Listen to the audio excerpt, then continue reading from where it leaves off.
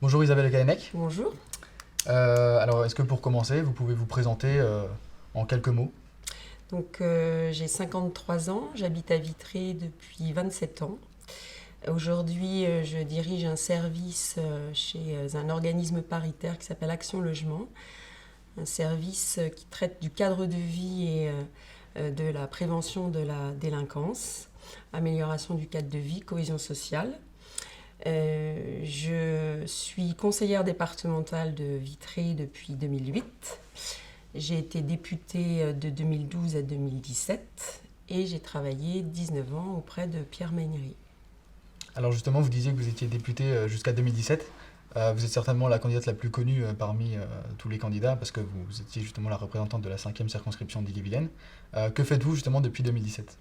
Donc, comme je vous le disais, je travaille chez Action Logement. Action Logement, c'est un organisme paritaire qui gère 1 million de logements sociaux en France métropolitaine et outre-mer. Et dans cette société qui compte 50 filiales en France, métropolitaine et outre-mer, je suis en charge de tous les plans de cohésion sociale et d'amélioration du cadre de vie dans les quartiers prioritaires de la ville, c'est-à-dire là où il y a parfois un petit peu d'incivilité, de délinquance. Et donc, on travaille à ramener du bien vivre ensemble dans ces quartiers. Justement, si vous êtes élu maire, est-ce que vous comptez arrêter votre emploi et vous consacrer pleinement à votre place de maire? Moi, si je me suis engagée dans cette campagne électorale, c'est pour servir les Vitréens du meilleur possible. Et donc, j'attends d'abord de savoir quels seront les résultats aux élections municipales. Si nous sommes élus avec notre équipe, il y aura beaucoup de travail. Beaucoup de travail. Et puis, il y a aussi un autre enjeu qui est Vitré Communauté. Vitré est la commune centre et locomotive d'un territoire de 82 000 habitants. Et si je suis élue à la ville de Vitré, je présenterai ma candidature à Vitré Communauté. Donc vous savez que les journées ne font que 24 heures pour tout le monde. Et donc la question se posera très sincèrement et très sérieusement de savoir si oui ou non je continue à travailler. Aujourd'hui, l'objectif, c'est de me consacrer à 300% à Vitré et à son territoire. Mais là, il faut attendre le résultat des élections. Alors, quand avez-vous pris cette décision de vous présenter à la mairie de Vitry? J'ai pris cette décision à la demande de très nombreux Vitréens qui me connaissent, qui ont vu ce que j'avais fait jusqu'à présent, et d'un certain nombre d'adjoints et de conseillers municipaux qui sont actuellement dans l'équipe de Pierre Méneri, qui sont venus me voir quand Pierre Méneri a annoncé qu'il ne se représenterait pas, et qui m'ont demandé de faire équipe avec eux et d'être leur tête de liste. Donc on y a travaillé ensemble, ça date à peu près d'avant l'été. Vous parliez de Pierre Méneri. Pierre Méneri, il est à Vitré depuis 1977. Est-ce que ça risque pas d'être un peu compliqué de lui succéder? Ce sera difficile parce que les enjeux sont importants, le contexte a beaucoup évolué. Aujourd'hui, il y a moins d'argent de l'État, il y a plus de difficultés au niveau économique. On a la chance d'être sur un territoire avec beaucoup d'entreprises, 42% des gens qui travaillent dans l'industrie.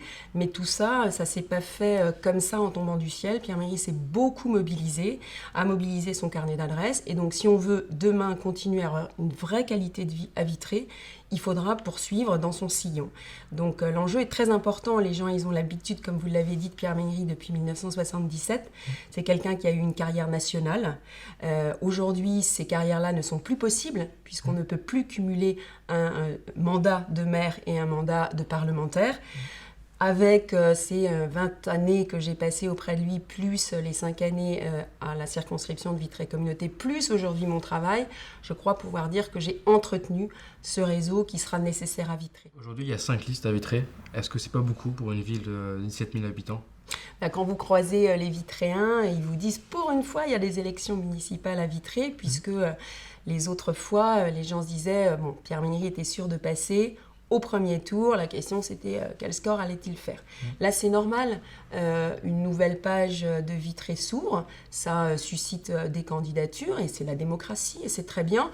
Et je constate que la campagne se passe bien entre les uns et les autres, quand on se croise sur les marchés, on s'échange nos projets et quand je regarde les projets des uns et des autres et que je les compare aux nôtres, il y a des choses qui sont convergentes et je me dis si on est tous élus, alors il n'y en aura que 33 au bout du bout, il y a déjà plein de choses qu'on peut faire ensemble puisqu'on est d'accord. Tout ce qui fait consensus, il faudra y aller dès qu'on est élu. Donc justement, il y a 5 listes, donc 2 listes issues de la majorité actuelle. Comment ça se fait qu'il y ait 2 listes issues d'une seule majorité?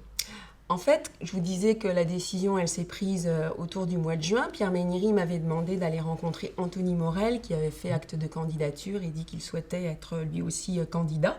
Donc je suis allée le voir et je lui ai proposé qu'on fasse équipe et il ne l'a pas souhaité. Moi, je respecte. Je lui avais proposé que nos équipes respectives se rencontrent avant l'été. Ça n'a pas pu se faire puisqu'il m'a dit très ouvertement et très directement et très franchement que des personnes de son équipe ne souhaitaient pas faire équipe avec nous. Quand j'ai vu aussi la déclaration de la députée qui disait que de faire alliance avec Isabelle Le Callennec, c'était la ligne jaune à ne pas franchir, j'ai compris que cette alliance, elle ne serait pas possible. Donc on a continué avec mon équipe qui m'a dit si Isabelle, faut y aller, les Vitréens souhaitent que tu présentes une liste, on est avec toi et on a composé une liste de 33 personnes, 17 femmes et 16 hommes qui sont de compétences diverses, de sensibilités diverses, qui aiment leur ville, ils ont ça en commun et on a découvert que finalement ce n'était plus Anthony Morel le candidat, mais Marie-Cécile Duchesne, sans explication. Marie-Cécile Duchesne, c'est rigolo parce qu'il nous a dit le contraire. Il nous a expliqué qu'il souhaitait l'union. Peut-être que c'était prématuré ou alors en retard, ces propositions. Pierre Méniri m'a demandé de faire l'union avec Anthony Morel. Il n'a jamais été question de faire l'union avec Marie-Cécile Duchesne puisqu'elle n'était pas candidate et que Anthony Morel a fait acte de candidature et avait préparé cette candidature. Voilà, effectivement, si à la fin, quand l'équipe est composée et que vous allez déposer une liste, annoncer votre candidature, on vient vous voir en disant on fait 50-50, c'est pas sérieux.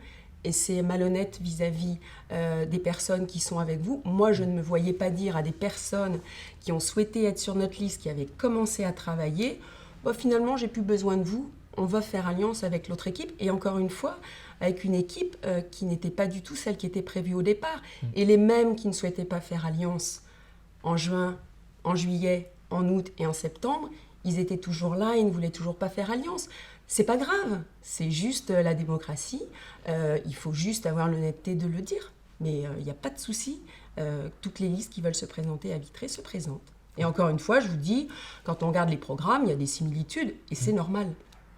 Vous pensez qu'il y a eu une guerre d'ego un petit peu parce que c'est vrai que les programmes sont assez similaires et finalement chacun veut se présenter. C'est pas une guerre d'ego, je vous dis, moi, ma démarche, on est venu me chercher, j'aime ma ville, je pense que je peux apporter, parce que j'ai de l'expérience dans le privé, dans le public, j'ai eu un mandat national, j'ai des mandats locaux, voilà, je suis une candidate, il y en a 4 autres, et c'est aux Vitréens de dire quelle est la personne qui doit demain représenter Vitré, qui doit demain se battre pour Vitré, puisque ce ne sera pas facile, il faudra se battre tous les jours, pour l'emploi, pour la qualité de vie, pour le logement. Et pour ça, il faut avoir ouvert les portes et les fenêtres de la ville, ce que je crois avoir fait depuis des années. Donc vous avez fait partie d'un parti politique. Vous êtes élu au conseil départemental et chef de file de l'opposition. Pourquoi est-ce que votre liste n'est pas encartée dans un parti ? Alors, je préside le groupe de la droite et du centre au département, nous sommes 22. Moi, je suis LR, mais je suis la seule sur cette liste à être LR. J'ai ma carte dans un parti politique. Vous savez que quand vous siégez à l'Assemblée nationale, en général, vous avez une couleur politique. Je n'ai pas honte d'avoir une carte dans un parti politique. D'autres candidats ont une carte ou ont eu une carte dans un parti politique. Là, ce sont des élections locales. Et donc, il n'est pas question, à travers des municipales, de dire on va vous dire ce qu'il faut penser sur la réforme des retraites. Ce n'est pas le sujet. Ce n'est pas nous qui allons décider de la politique migratoire de la France. Ce n'est pas nous qui allons décider de la politique de défense. Bon, bref, ce n'est pas du tout le sujet. Or, sur ma liste, on est 33. Je suis la seule à être LR. Tous les autres, moi, je ne leur ai pas demandé ce qu'ils avaient voté au présidentiel. Je sais que certains n'ont pas voté pour moi aux législatives. Ça m'est complètement égal. J'ai reçu chaque colistier un par un. On n'a absolument pas parlé de politique nationale. Et là, ça fait des semaines qu'on fait campagne. On n'a jamais parlé de politique nationale. Je trouve ça très sain. On s'est occupé des Vitréens, de ce qui concerne les Vitréens, on est allé à leur rencontre et la politique nationale n'est jamais revenue. Et donc je trouve ça plutôt rassurant.